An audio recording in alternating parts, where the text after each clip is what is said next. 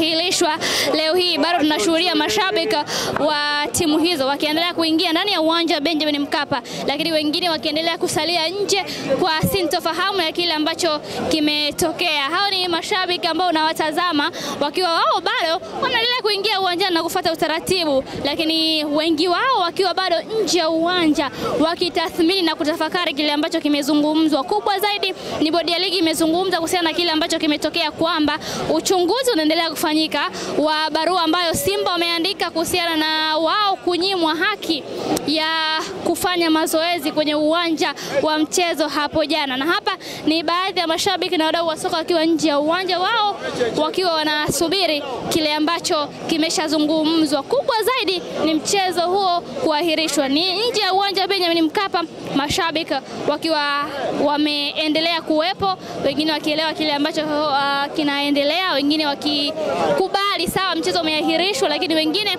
wakiwa hapo bado ndani ya uwanja. Mzee wangu vipi? Safi tu hali. Naona unapiga simu, vipi kwema? Kwema, nashukuru Mungu. Habari zaidi? Mambo yanaendaje? Mambo tunashukuru Mungu. Ulikuwa unatoa taarifa kwamba mchezo umeahirishwa. Umepokeaje taarifa hizi? Hizi taarifa nimezipokea tangu jana kwenye mtandao, baada ya jana kuja jioni hapa wachezaji wetu wakataka kufanya mazoezi wakazuiliwa basi. Na leo bodi ya ligi imesema kwamba mchezo hautakuwepo, utapangwa siku nyingine. Wewe umetokea wapi?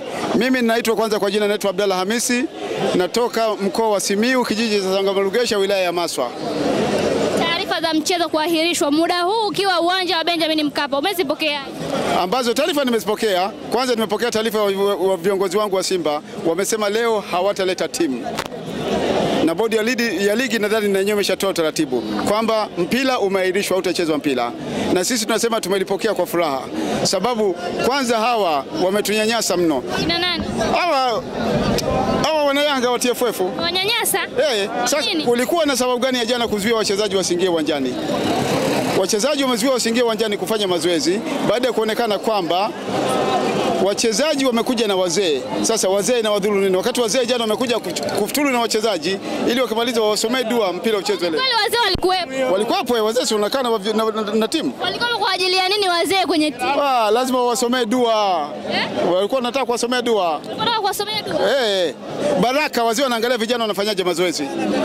Kwa hiyo nyie mmelipokea na mnarejea majumbani? Nasema hivi, sisi tunalipokea vizuri, lakini tunaomba TFF iangalie jambo kama hili. Simba na Yanga ndio timu zilizopo Tanzania. Ukisikia Tanzania imesimama ni Simba na Yanga. Siku zinacheza dabi Simba na Yanga, Tanzania kila kona imesimama. Mapato wanaingiza, mamantilia kila vibanda umiza ndio wanapata mpira. Sasa wanapoleta filigisu kama hii, wanapeleka soka letu wanalidhalilisha sana. Shukrani sana. Asante.